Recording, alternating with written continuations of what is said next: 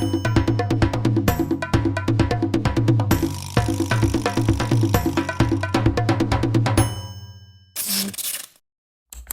semua, ketemu lagi. Buat yang belum tahu, kenalin aku Faris Ahmad. Nah, di sini di video kali ini aku bakal membahas mengenai hal yang paling dasar di Microsoft Excel.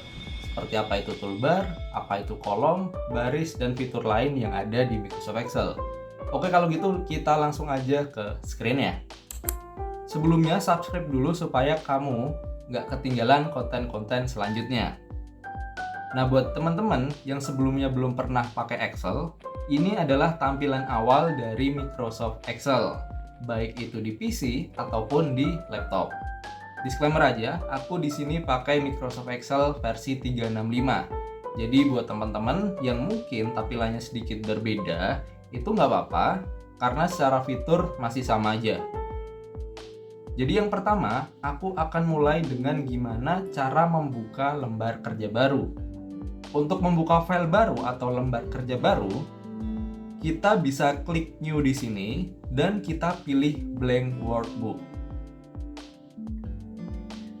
Setelah kebuka, akan muncul lembar kerja seperti ini. Aku akan coba jelaskan dari yang paling atas dulu.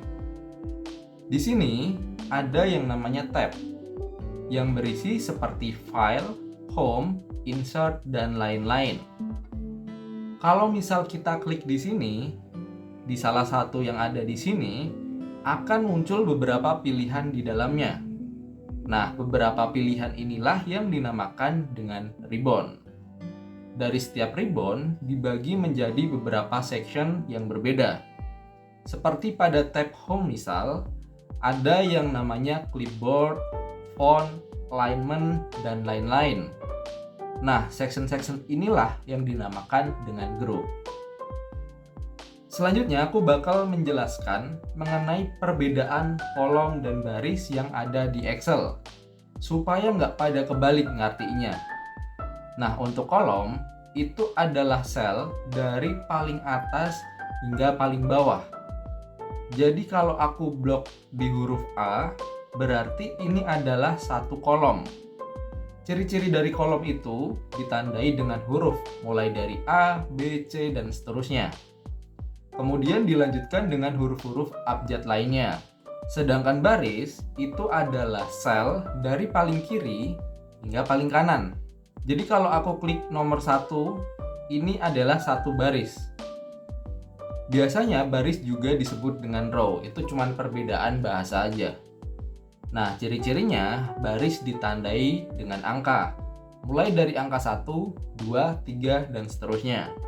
Kemudian, kalau misal aku klik salah satu sel di sini, berarti aku sedang mengaktifkan satu sel yang bernama A1.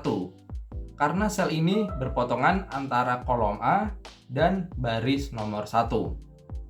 Kalau misal lihat nama selnya, ada di bagian sini nih, di pojok bagian kiri atas.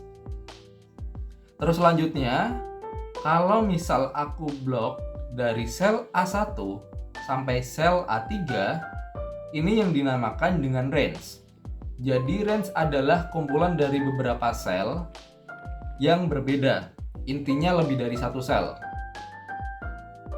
Terus kemudian, untuk semua area kerja ini yang berisikan dari kumpulan baris dan kolom, ini yang dinamakan dengan worksheet atau sheet.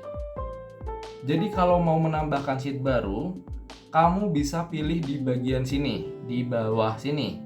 Terus otomatis akan muncul sheet kedua atau sheet 2. Kalau mau rename, kita tinggal klik kanan aja dan pilih rename. Misal kita kasih nama depan dan belakang. Dan kalau teman-teman mau zoom in atau zoom out sheet-nya, kamu bisa setting di sisi sini nih. Bisa diatur sesuai dengan kebutuhan teman-teman atau kesukaan teman-teman.